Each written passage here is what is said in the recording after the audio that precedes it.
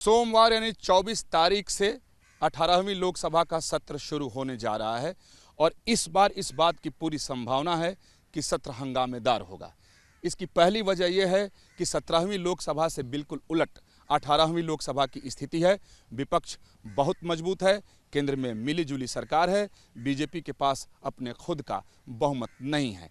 लिहाजा तमाम ऐसे मुद्दे हैं जिस पर विपक्ष सत्ता पक्ष को घेरने की भरपूर कोशिश करेगा और अपनी बात मनवाने की कोशिश भी करेगा। विपक्ष का तेवर अभी से ही दिखने लगा है, विपक्ष की तैयारी भी दिखने लगी है और कई सारे ऐसे मुद्दे हैं जो अभी से ही विपक्ष के हाथ लग गए हैं और विपक्ष उसे हथियार के तौर पर सदन के अंदर अपनाएगा। अगर बात मुद्दों की जाए तो सबसे पहले जिस परीक्षा में धांधली की बात सामने आई है यानी नीट की परीक्षा, उसे विपक्ष अपना हथियार बनाने जा रहा है।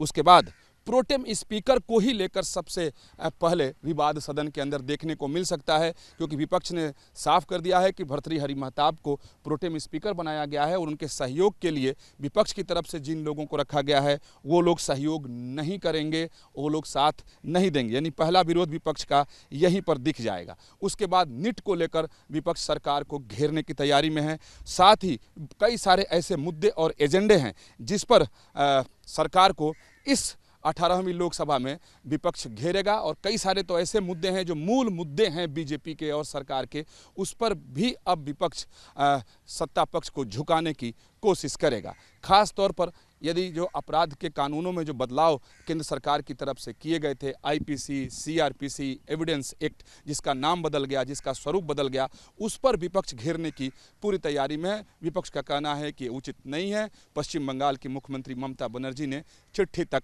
लिख दी है, तो इस बात की पूरी संभावना है कि इसे लेकर सदन में जोरदार हंगामा देखने को मिल सकता है। यानी 18वीं लोकसभा हंगामेदार रहेगा। उसकी शुरुआत ही हंगामे से होने की पूरी संभावना है, क्योंकि प्रोटेम स्पीकर को लेकर ही विपक्ष सबसे पहले अपना प्रतिरोध दर्ज कराएगा। उसके बाद बीजेपी के मूल और कोर एजेंडे की बात कर ली जाए तो चाहे वो समान नागरिक संहिता हो, बीजेपी उसको अगर लागू करने की कोशिश करेगी तो इस बार की स्थिति बिल्कुल अलग है। क्योंकि अगर सदन की बात की जाए तो उसमें जैसा मैंने पहले कहा कि बीजेपी के पास खुद का बहुमत नहीं है। ऐसे में उसके लिए संविधान संशोधन की आवश्यकता पड़ेगी और शायद इसका फ़ायदा विपक्ष उठाने की भरपूर कोशिश करेगा। उसी तरीके से जनसंख्या नियंत्रण कानून का मामला है या वन नेशन वन इलेक्शन का मामला है, समान नागरिक संहिता की मैंने बात की, एनआरसी की बात की, ऐसे जो मूल एजेंडे हैं उस पर विपक्ष सरकार को भरपूर ढंग से कोशिश करेगा। और इस बात की पूरी संभावना दिखाई दे रही है कि जिस तरह की शक्ति इस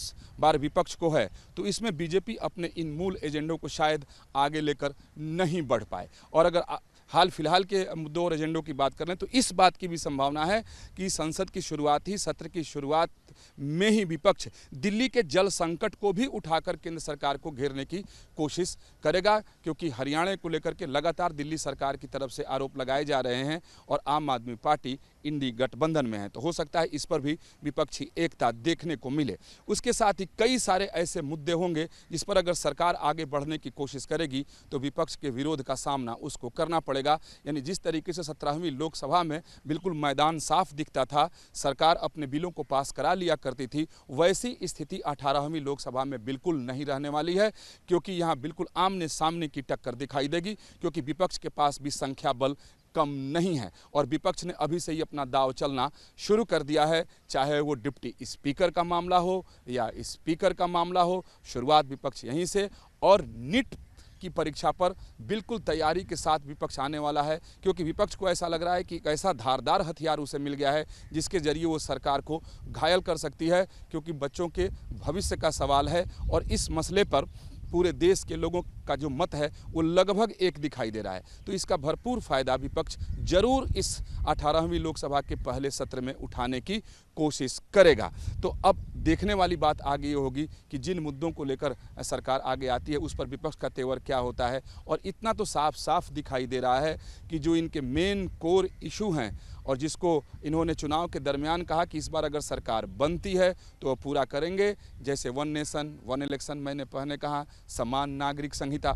अब ये खटाई में जाता हुआ दिखाई दे रहा है, क्योंकि इसमें संविधान संशोधन की आवश्यकता पड़ेगी, 2/3 बहुमत की ज़रूरत पड़ेगी, और 2/3 अब नहीं है, विपक्ष के पास ताकत बहुत ज़्यादा है, तो सरकार को 18वीं लोकसभा में परेशानियों का सामना तो करना ही पड़ेगा, विपक्ष के जोरदार विरोध को भी झेलना पड़ेगा। वीडियो जर्नलिस्ट जयराम यादव के साथ विकास चंद्र, न्यूज़ नेशन, दिल्ली। उत्तर प्रदेश के बीजेपी अध्यक्ष भूपेंद्र चौधरी ने शनिवार को बीजेपी के राष्ट्रीय अध्यक्ष जेपी नड्डा से मुलाकात की और मुलाकात लगभग आधे घंटे तक चली। बैठक उत्तर प्रदेश के बीजेपी अध्यक्ष भूपेंद्र चौधरी ने शनिवार को बीजेपी के राष्ट्रीय अध्यक्ष जेपी नड्डा से मुलाकात की और बैठक की।